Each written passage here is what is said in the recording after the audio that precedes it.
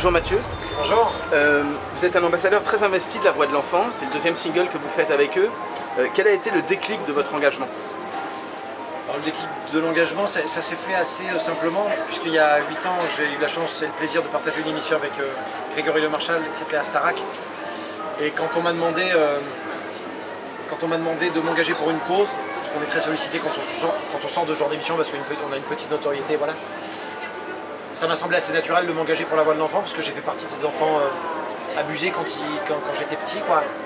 Et je me suis dit que c'était important pour moi de venir en aide à cet assaut dont Bruno Solo et Carole Bouquet parlaient beaucoup.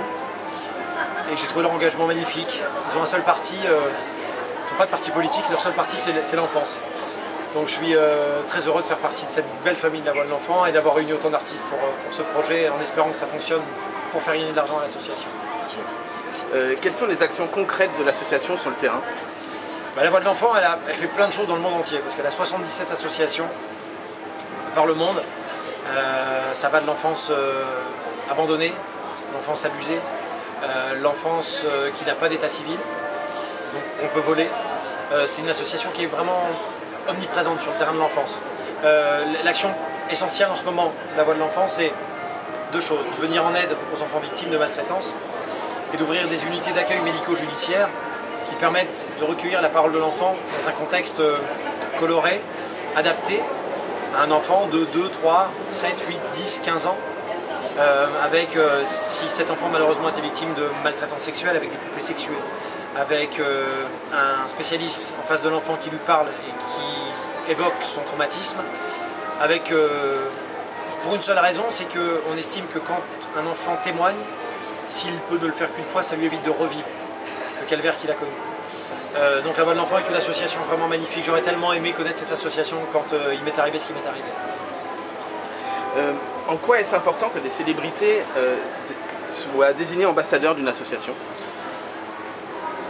On a un peu les relais, quoi, de l'association La Voix de l'Enfant. Carole Bouquet au niveau international, Bruno Solo parce qu'il est très médiatique, et moi parce qu'avec ma petite musique on arrive à vendre un peu de disques et de faire un peu d'argent.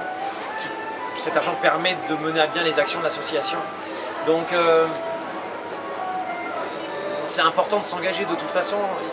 Les artistes qui sont venus en tout cas sur ce disque, que ce soit Yannick Noah, Matt Pokora, Grégoire, Jennifer, Yves Duteil, Mélissa Mars, Michelangelo Conte, tous les gens qui sont venus, ils sont 46, je ne vais pas tous les citer, l'ont fait avec une vraie générosité, une vraie simplicité. C'est tellement chouette d'avoir des gens simples dans ce métier, c'est pas toujours le cas et vous en croisez beaucoup. Ouais. Quelle est pour vous la signification du message de Je reprends ma route? L'idée était de sortir une chanson positive, en disant voilà, moi j'ai vécu, mais aujourd'hui je vais bien. Comment on peut le mettre en musique? Mathias Goudot et Moïse Albert l'ont fait très brillamment en disant on va écrire une chanson qui s'appelle Je reprends ma route. J'ai vécu ça, mais aujourd'hui je repars. Souvent de zéro, mais je repars, je me reconstruis, j'ai cicatrisé le passé